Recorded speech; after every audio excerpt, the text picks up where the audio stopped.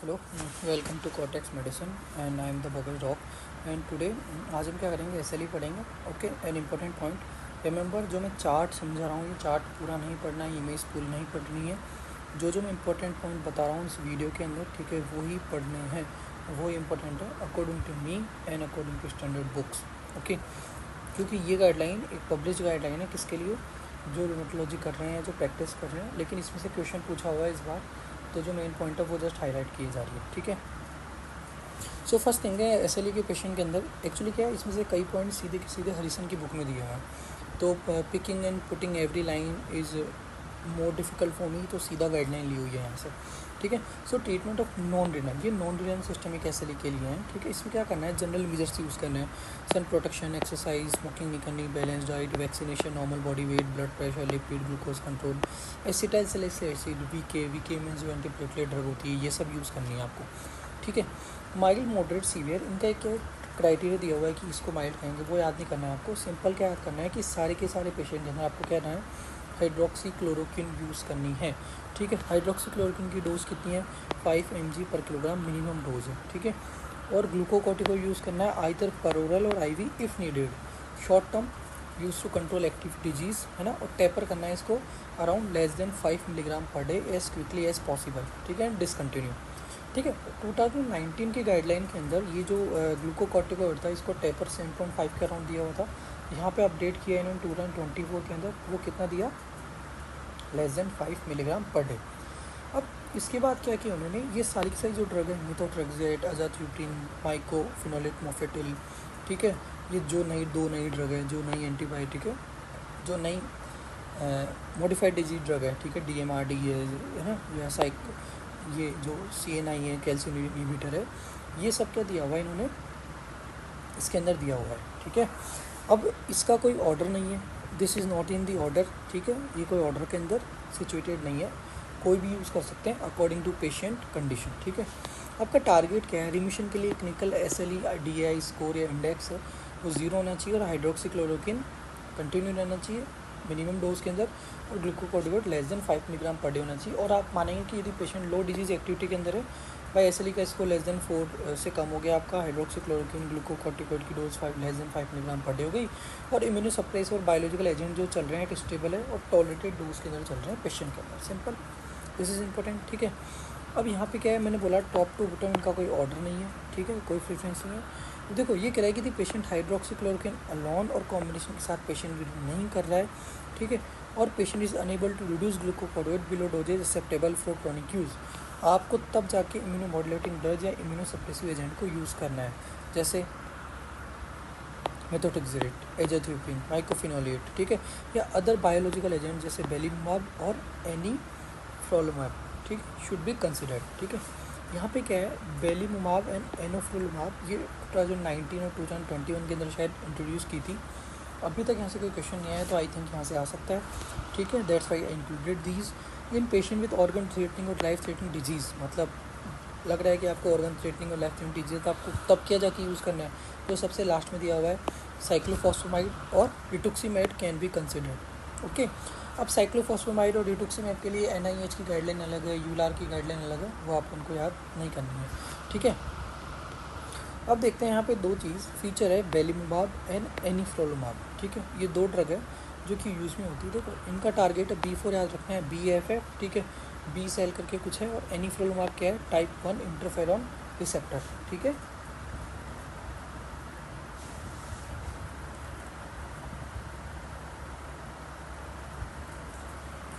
Type 1 interferon receptor lupus nephritis के बारे में बात कर रहा है ये। ठीक है, तो BFF का फुल फॉर्म क्या है, यहाँ पे शायद बी सेल एक्टिवेशन फैक्टर, मुझे पता है कि उसको डाउट आएगा, तो शायद यही होगा, बी सेल एक्टिवेशन फैक्टर कुछ करके ऐसा होगा।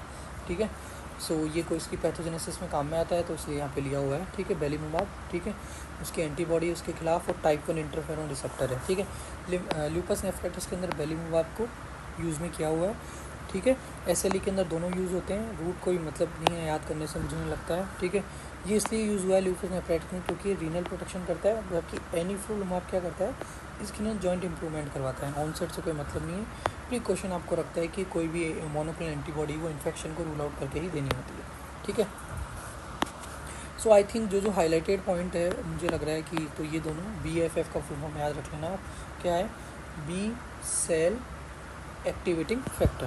तो मैं मेंशन कर देता हूँ यहाँ पे, बी सेल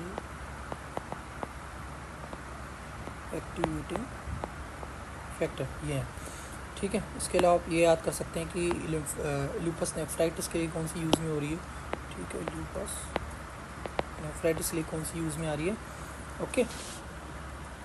और रीनल प्रोटेक्शन के अंदर ये हैं बेलीमुमाब और एनीफ्लोलुमाब फॉर द स्किन और जॉइंट इम्प्रूवमेंट, ठीक है।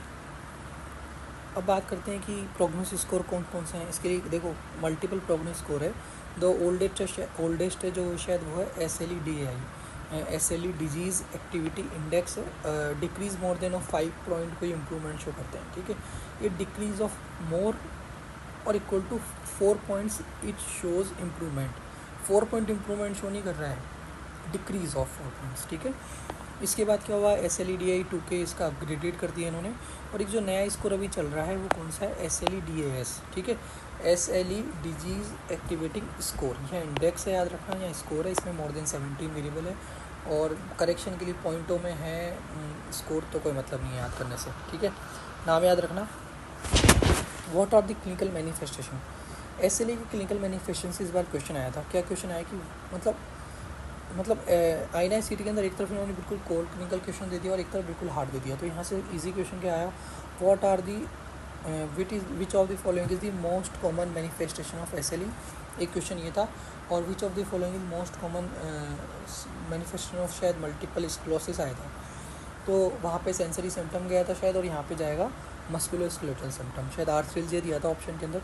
तो याद रखना है, what is the most common SLE manifestation, it is a systemic manifestation like constitutional symptom like fatigue, malice fever और मस्कुलोस्केलेटल मोस्ट कॉमन है। अब पता है यहाँ पे आर्थ्राल्जिया होता है, माइल्जिया होता है, हेल्थ डिफॉर्मिटीज़ होती है। यहाँ पे आपने बहुत कुछ पढ़ा होगा, जकोर्स, आर्थ्रोपैथी, ये सब यहाँ पे पढ़ना है आपको अपने नोट्स में से, ठीक है। इंपॉर्टेंट पॉइंट क्या है जो पूछा था यहाँ पे, ये जो INI-CT में 25 के अंदर आया, ठीक है। इसके बाद क्या पूछा इन्होंने कि अब देखो क्यूटेनिस के अंदर 3 तरीके से प्रेजेंट कर सकता है ये, अक्यूट, सब अक्यूट, क्रॉनिक। अक्यूट के अंदर मोस्ट कॉमन है photosensitive rash, butterfly shape. सब अक्यूट के अंदर क्या है, scaly red patches similar to psoriasis, circular flat, red rimmed lesion, ये कहीं भी प्रेजेंट हो सकते हैं, जैसे अपर लिम्ब के अंदर, लोअर लिम्ब के अंदर, ठीक है। और क्रॉनिक के अंदर मोस्ट कॉमन है डिस्कोइड ल्यूकोरिस्थोमेटोसिस। इसके अंदर याद रखना कि सेंटर क्या होता है, एट्रोफिड होता है, और वहाँ पे सारे के सारे डर्मल अपेंडेज क्या होते हैं, लीस्ट होते हैं या फिर लॉस्ट हो जाते हैं, ठीक है। ये सब क्यूटेनिस मैनिफेस्टेशन जैसे फोटो सेंसिटिविटी, मलार रैश, ठीक है, डिस्कोइड रैश, एलोपेशिया, ठीक है। इसके बाद हम बात करते हैं हेमेटोलॉजिकल। हेमेटोलॉजिकल के अंदर आएगा anaemia, chronic disease of anaemia या anaemia of chronic disease. It is the most common manifestation. और ये पे नॉर्मोक्रोमिक, नॉर्मोसाइटिक या नॉर्मोसाइटिक नॉर्मोक्रोमिक जाएगा। ल्यूकोपीनिया भी मिल सकता है पेशेंट के अंदर। देखो ल्यूकोपीनिया मिलेगा, ल्यूकोपीनिया का कॉज क्या है, लिम्फोमीनिया। ल्यूकोपीनिया का कॉज न्यूट्रोपीनिया नहीं है, याद रखना है, ठीक है। और मिल सकता है, मतलब रेयरली मिलेगा, लेकिन ये कॉज नहीं है। थ्रोम्बोसाइटोपीनिया फ्रिक्वेंटली फाइंडिंग है इसके अंदर, ठीक है। स्प्लेनोमेगाली मिल सकती है। हीमोलाइटिक एनीमिया मिल सकता है, AIHA, ठीक है। अब बात करते हैं न्यूरोलॉजिकल। न्यूरोलॉजिकल के अंदर क्या है, मोस्ट कॉमन मैनिफेस्टेशन क्या है यहाँ पे, कॉग्निटिव डिसऑर्डर, ठीक है। और साइकोसिस बिल्कुल प्रेजेंट हो सकता है, एक एंटीबॉडी भी रिलेट करेगी। अब यहाँ पे क्या है, जो एक तो क्या है, SLE के पेशेंट के अंदर खुद के अंदर साइकोसिस मिलता है, एक इन पेशेंट के अंदर हम हाई डोज ग्लूकोकॉर्टिकॉइड दे रहे हैं, ठीक है। तो यहाँ पे हो सकता है पेशेंट को ग्लूकोकॉर्टिकॉइड इंड्यूस साइकोसिस भी हो सकता है। तो ये रूल आउट कैसे करना होता है, नॉर्मली ग्लूकोकॉर्टिकॉइड इंड्यूस साइकोसिस होता है वो कब होता है, जब ग्लूकोकॉर्टिकॉइड की डोज कितनी है, more than 50 milligram per day of prednisone और इक्विवेलेंट, है ना। तो यहाँ पे क्या रखना है कि ग्लूकोकॉर्टिकॉइड इंड्यूस साइकोसिस को आपको रूल आउट करना है यदि आपको लग रहा है कि ग्लूकोकॉर्टिकॉइड की dose more than 40 milligram per day से ज़्यादा है, ठीक है, प्रेडनिसोन के लिए। इसके अलावा एक्यूट कन्फ्यूजन स्टेट, मतलब डेलीरियम के अंदर भी पेशेंट प्रेजेंट कर सकता है। इसके बाद बात करते हैं cardiopulmonary. Most common pulmonary manifestation कौन सा है, प्लूराइसी। मोस्ट कॉमन कार्डिक मैनिफेस्टेशन क्या है, पेरिकार्डाइटिस, ठीक है। इसके बाद एंडोकार्डाइटिस मिलेगा, ligaments x under the wall जो वो मिलते हैं यहाँ पे, इंक्लूजन्स बॉडीज़ मिलती है जो। श्रिंकिंग लंग सिंड्रोम, ये क्वेश्चन आया था शायद राजस्थान का जो प्री मेडिकल एग्ज़ाम है राजस्थान मेडिकल ऑफिसर एग्ज़ाम के अंदर आया था शायद, है ना, 2 to 3 ईयर बिफोर, और शायद यूपीएससी के अंदर भी पूछा हुआ है कि shrinking lung syndrome is associated with, ठीक है, तो shrinking lung syndrome is associated with SLE. Renal के अंदर nephritis, it is the most serious manifestation, ठीक है। Why it is called most serious manifestation, because जो लीडिंग कॉज है mortality का in first decade of SLE diagnosis, it is the nephritis and infection. GIT के अंदर non specific रहता है, thrombosis हो सकता है, वीनस आर्टरियल थ्रोम्बोसिस का पता है आपको, एप्ला के साथ एसोसिएटेड होता है इसलिए, और ऑक्यूलर के अंदर सिक्का, कंजक्टिवाइटिस, एपिस्क्लेराइटिस सब मिल सकता है, ठीक है। ये सारे के सारे मैनिफेस्टेशन आपको क्या होनी चाहिए, जो मैंने इंपॉर्टेंट बोले वो लाइन वाइज या याद होनी चाहिए, ठीक है। अब इसके बाद बात करते हैं क्लासिफिकेशन कैटेगरी एसएलई की रीनल या लूपस नेफ्राइटिस के लिए। अब यहाँ पे देखो मिनिमल मिजेंजियल प्रोलिफरेटिव, उसके बाद आया फोकल लूपस नेफ्राइटिस, और क्लास 4 है डिफ्यूज लूपस नेफ्राइटिस। एक्चुअली क्या है इसका, तो जो क्लास 6 है एडवांस स्क्लोजिंग लूपस, उसका वर्स्ट प्रोग्नोसिस है, लेकिन सरप्राइजिंगली क्लास 4 का सेकंड वर्स्ट प्रोग्नोसिस है, ठीक है। क्लास 5 का बेटर प्रोग्नोसिस है, मेम्ब्रेन्स नेफ्रोपैथी। यहाँ पे क्या इंपॉर्टेंट है, सबसे इंपॉर्टेंट चीज़ है कि जो वायर लूप लीजन है ना, वो मिलते हैं किसके अंदर, क्लास 4 के अंदर। और यहाँ पे क्या है, मोर देन 50%, डिफ्यूज़ का मतलब ही आप क्या लेते हैं नेफ्रो के अंदर, more than 50% of glomeruli are involved, यहाँ पे less than 50% of glomeruli is involved. यहाँ पे पेशेंट को हाइपरटेंशन डेवलप होना स्टार्ट हो जाएगा, कहाँ से, क्लास 3 से। यहाँ पे अनकॉमन है, यहाँ पे कॉमन है हाइपरटेंशन। इसके अलावा ये याद रखना है, वायर लूप लीजन आप पैथो की कॉपी में से जाके देखिए, wire loop lesion how it looks like. इसके ये NICT का क्वेश्चन था, उन्होंने एसोसिएट करके दिया, उन्होंने क्या बोला कि वायर लूप लीजन के अंदर आप ट्रीटमेंट क्या देंगे। तो आपको पता होना चाहिए कि वायर लूप लीजन किस क्लास में मिल रहे हैं, क्लास 4 के अंदर मिल रहे हैं, और वहाँ का ट्रीटमेंट फिर आप करेंगे। और नॉर्मली इनके अंदर इम्यूनोफ्लोरेसेंस के अंदर आपको क्या मिलेगा, फुल हाउस इफेक्ट मिलेगा, और इलेक्ट्रॉन माइक्रोस्कोप के अंदर थंबप्रिंट अपीयरेंस मिलेगा। अब बात करते हैं कि जो क्वेश्चन आया था कि kidney biopsy showing class 3, 4 ±5 lupus nephritis को आप ट्रीटमेंट कैसे करेंगे। तो आपको क्या करना है, एक्टिविटी इन क्रॉनिसिटी देखनी है, यदि एक्टिव क्लास है या फिर क्रॉनिक है, क्रॉनिक को छोड़िए, या क्रॉनिक को सिंपल जाइए तो आप सपोर्टिव ट्रीटमेंट देना है, और इफ़ कंक्रीन क्लास 5 तो आपको मैनेज करना है क्लास 5 की वजह से। अब यहाँ पे क्वेश्चन क्या था कि एक्टिव क्लास 3, 4 के अंदर आप ट्रीटमेंट कैसे करेंगे। तो देखिए ये सारा कुछ याद नहीं करना है आपको, जो एक्स्ट्रा दिया हुआ है, एक बार ड्रग देख लेते हैं, ड्रग कौन कौन सी जो इंपॉर्टेंट है, जो मैं हाईलाइट कर रहा हूँ। यहाँ पे है ग्लूकोकॉर्टिकोइड यूज़ हो रही है, ठीक है, हाईलाइट के लिए क्या यूज़ किया जाए, दिस वन। तो यहाँ पे क्या हो रही है, ग्लूकोकॉर्टिकोइड यूज़ हो रहा है, ठीक है, ओके। इसके अंदर या तो पल्स के रूप में मिथाइल प्रेडनिसोलोन यूज़ कर रहा है, ठीक है, या फिर प्रेडनिसोलोन यूज़ कर रहा है वो, पल्स 1 to 3 डेज। इसके साथ में इम्पोर्टेंट पॉइंट यही था जो पूछा हुआ था वहाँ पे कि ओनली स्टेरॉइड देना है या फिर स्टेरॉइड के साथ में कुछ देना है। Yes, we have to consider the together option, मतलब स्टेरॉइड के साथ में हमें लिखो क्या लिखा हुआ है यहाँ पे, and one of the following option, मतलब स्टेरॉइड के साथ में कोई अदर ड्रग देनी ही देनी है, जैसे कैल्शियम इनहिबिटर प्लस MPA, फोक्लोस्पोरिन, टेक्रोलिमास ना, ये सब इंक्लूड करना है। या फिर क्या देना है आपको, माइकोफिनलिक एसिड एनालॉग जैसे MMF, ठीक है, और माइकोफिनलिक एसिड सोडियम, ये कंसिडर करना है आपको। या फिर आपको क्या देना है, साइक्लोफॉस्फेमाइड देना है, या फिर बेलीमुवाब प्लस MPA और रिड्यूस डोज साइक्लोफॉस्फेमाइड देना है। तो मतलब only glucocorticoid not the answer, only MPA not the answer, only cyclophosphamide not the answer, only belimumab not the answer. तो यही क्वेश्चन था जो NICT के अंदर पूछा हुआ था कि patient presented with wide loop lesion in the renal biopsy, what is the treatment of choice, ठीक है। तो वहाँ पे क्या क्या ऑप्शन थे, मिथाइल प्रेडनिसोलोन मतलब only steroid, only mycophenolic acid analogue, cyclophosphamide, और ग्लूकोकॉर्टिकॉइड प्लस MMPA, ठीक है, या MMF, ठीक है। तो ये रिमेंबर करना है, ये याद रखना है कि टुगेदर देना है, अलोन कोई भी थेरेपी यहाँ पे नहीं जाएगी, ठीक है। अब देखो SLE के पेशेंट के अंदर यहाँ पे एक क्वेश्चन ये भी बन सकता है कि रीनल बायोप्सी आपको कब कब कंसिडर करनी है, ठीक है।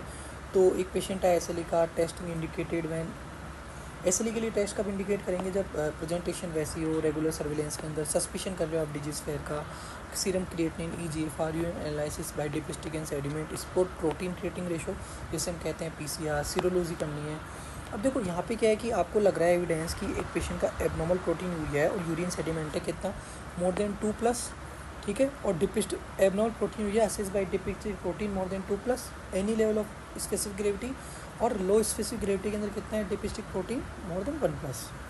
और स्पॉट पीसीआर कितना है more than 500 milligram per day, और यूरिन सेडिमेंट पॉजिटिव है फॉर एक्एंथोसाइट मोर देन 5%, या आरबीसी कास्ट या डब्ल्यूबीसी कास्ट आपको मिल रही है। यदि नहीं मिल रही है तो आप छोड़ दीजिए, इसमें से कुछ भी मिल रहा है तो आपको क्वांटिफाई करना है प्रोटीन यूरिया। यदि 25 hour proteinuria more than 500 milligram per day से ज़्यादा है तो आपको क्या करना है, कंसीडर करना है किडनी बायोप्सी को, ठीक है। या फिर यहाँ देखिए आपकी कोई एविडेंस है डिक्रीज़ और डिक्रीजिंग जीएफआर का, मतलब उस एज और क्लिनिकल हिस्ट्री के अकॉर्डिंग जो एक्सपेक्टेड था उससे भी डिक्रीज है जीएफआर या डिक्रीजिंग ट्रेंड के अंदर जा रहा है, और आपको लग रहा है कि कोई एट्रीब्यूटल कॉज नहीं है एसएलई के अलावा इन पेशेंट के अंदर एक्सप्लेन करने के लिए, तो आपको भी क्या करना है, कंसिडर करना है किडनी बायोप्सी, ठीक है। तो अब किडनी बायोप्सी के 5 इंडिकेशन होते हैं मेनली। इसमें से फर्स्ट इंडिकेशन क्या है, मैंने बताया कि परसिस्टेंट प्रोटीन यूरिया है, इमेचूरिया प्रेजेंट हो या नहीं हो, ठीक है। If specially other cause are explored, ये आपको याद है। Unexplained renal efficiency, insufficiency patient के अंदर, नॉर्मल यूरिन फाइंडिंग है, ये भी मैंने बता दिया। या फिर रैपिड डिटोरेशन है रीनल फंक्शन का, including pre renal and post renal cause, ठीक, कुछ भी हो सकता है। तो ये 3 कॉज मैंने बता दिया। आपको 2 कॉज और याद रखने की, परसिस्टेंट आइसोलेटेड ग्लोमेरुलर हिमेचूरिया है और ल्यूकोसाइटूरिया है after excluding other cause such as infection और ड्रग्स, और प्रोटीन यूरिया है more than 1 gram per day if other causes are ruled out. ये 5 कॉजेज है जो कि क्या है, indication of kidney biopsy in SLE patient. ये मैंने इसलिए डाला हुआ है तो कि शायद नेफ्रोटिक केस के अंदर एक बार किडनी बायोप्सी का इंडिकेशन पूछा हुआ है पीडियाट्रिक वाले क्वेश्चन के अंदर, ठीक है। तो इसलिए वहाँ से ये मैंने लिया है, क्योंकि 3 कॉज आपको इजीली याद भी रह रहे हैं तो ये भी इजीली रिमेंबर रहेंगे आपको, तो this can be easily remember. अब बात करते हैं एंटीबॉडी की। Anti nuclear antibody, multiple name याद नहीं करने, सिंपल याद रखना है। बेस्ट स्क्रीनिंग टेस्ट के लिए हम एंटी न्यूक्लियर एंटीबॉडी को लेते हैं। और इम्यूनोफ्लुएंसेंस, एक्चुअली क्या होता है कि एएनए को टेस्ट करने के लिए 2 मेथड है, एलाइसा और आईएफ। उसके अंदर बेस्ट कौन सा है, इम्यूनोफ्लुएंसेंस, ठीक है। और यदि उसके साथ में टाइटर भी कर लें तो बेस्ट है। तो इन्होंने क्या बोला है कि टाइटर ऑफ 1:80, ठीक है, स्पेसिफिक है, ठीक है, और good sensitivity. Anti DS DNA SLE specific है। यहाँ पे भी इन्होंने क्या बोला है, इम्यूनोफ्लुएंसेंस मोर स्पेसिफिक है। Anti C1q active lupus nephritis को शो करता है यदि पेशेंट एंटी डीएस डीएनए के साथ में प्रेजेंट है। अब बात करते हैं किसकी, एंटी स्मिथ स्पेसिफिक है एसएलई के लिए, ठीक है, कोई डेफिनेट क्लिनिकल कोरिलेशन नहीं है। इसके अलावा एंटी आरएनए स्पेसिफिक नहीं है ना। तो स्पेसिफिक क्या क्या हुआ, एक तो एसएलई से एंटी डीएस डीएनए स्पेसिफिक हुआ, और एक एंटी स्मिथ एंटीबॉडी स्पेसिफिक हुआ। एंटीरो इसलिए इंपॉर्टेंट मानते हैं क्योंकि यदि नियोनेटल ल्यूपस है with congenital heart block. Anti stone drug induce lupus के लिए। एंटी फॉस्फोलिपिड एंटीबॉडी अलग है, एंटी फॉस्फोलिपिड या एप्ला किसके साथ एसोसिएटेड रहेगा, एलाइजा कराएंगे for the cardiolipin, for the beta 2 glycoprotein, okay, और फॉर द ल्यूपस एंटीकोगुलेंट 3 है ना, बीटा 2 कार्डियोलिपिन है यहाँ पे। तो ये बीटा 2 नहीं, एक तो कार्डियोलिपिन है, एक बीटा 2 है, और एक ल्यूपस एंटीकोगुलेंट है ये। इसके अलावा एंटी इरिथ्रोसाइट के लिए direct Coombs test, anti platelet, anti neural antibodies. One of the ओवरसर पेशेंट जो कि साइकोसिस की पेशेंट थी, अल्टीमेटली कुछ दिनों बाद क्या हुआ, साइकोसिस की पेशेंट थी और बाद में एसएलई डायग्नोस हुआ। तो हमने जब टेस्ट करवाया तो उसको एंटी राइबोसोमल की एंटीबॉडी पॉजिटिव था, और पेशेंट बिल्कुल साइकोसिस की, उस पेशेंट के अंदर कोम्स टेस्ट भी पॉजिटिव था, ठीक है। So these are the manifestation we can see in the SLE patient. इसके अलावा एक इम्पॉर्टेंट है कि जो शिफ्ट ड्रग है, जो कि नॉर्मली क्या होता है कि इन पेशेंट के अंदर जो शिफ्ट ड्रग वाले पेशेंट होते हैं इनमें 100% केसेस के अंदर क्या होता है, एएनए क्या होता है, पॉजिटिव होता है। तो इसमें के अंदर क्या होगा, एंटी स्टोन एंटीबॉडी के साथ एसोसिएटेड रहेंगे। कौन सी shift drug, sulfasalazine, hydralazine, isoniazid, procainamide, ये मैंने फार्मा से इंक्लूड किया है, ठीक है। आई होप कंसेप्ट क्लियर है आपके ट्रीटमेंट को लेकर के, मैनिफेस्टेशन को लेकर के। Kindly revise it now from the notes along with my notes, easily कभी नहीं भूलेंगे एग्जाम तक। Thank you, keep following, keep sharing.